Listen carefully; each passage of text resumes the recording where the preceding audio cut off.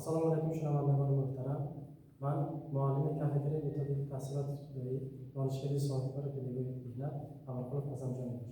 Mavzui imrozi ma doir ba fani nazariya metodiki fanهای tabiiy در موضوع qabatli جغرافی زمین litosfera. Doir ba mavzu va chunki naqshini zehni javob berdi. Yakun qabatli zamin.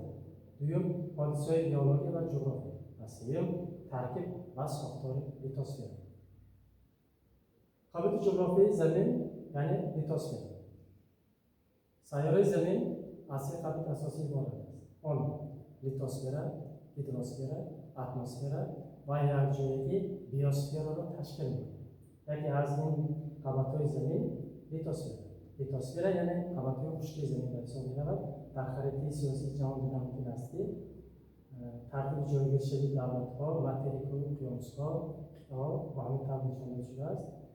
قسم خشکی زمین را هم در همین رسم دیدن ممکن است.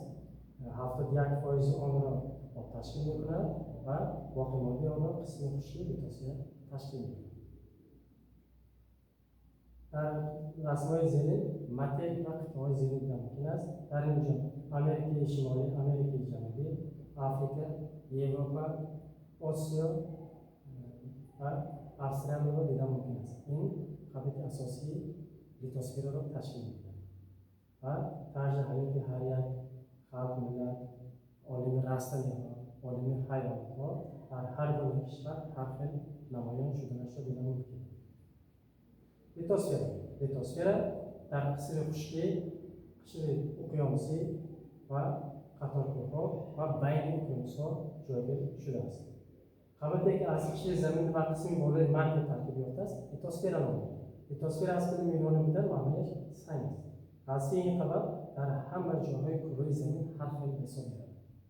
مثلا قبط سطح لیتوسفر، قبط بالای زمین که همچون خشکی و روی آب‌ها را فرا گرفته است. و دویم قبط مرگ قبطی که بین لیتوسفر و یادر جایگیر شده است و از سنگ‌ها و مینرال‌های سخت عبارت است که منطقه حساب می‌شود.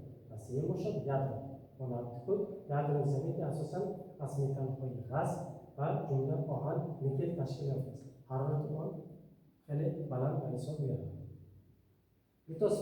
لیتوسفر قبط سطح و بیرون است که تمام خشکی و بخش‌های بالای اقیانوس‌ها را فرا گرفته است. این قبط از سنگ‌های سخت و کریستال عبارت است. قطعه این قبط از 50 کیلومتر تا 150 کیلومتر فرق می‌کند.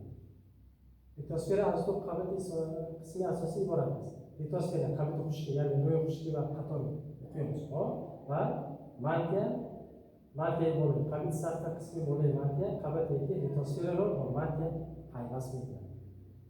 رسم دیدن ممکن است.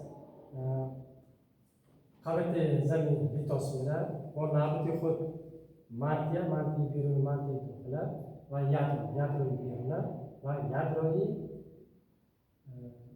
مرکزی را دیدن ممکن است. و یادروی مرکزی حالت خیلی بلند حساب می‌رود.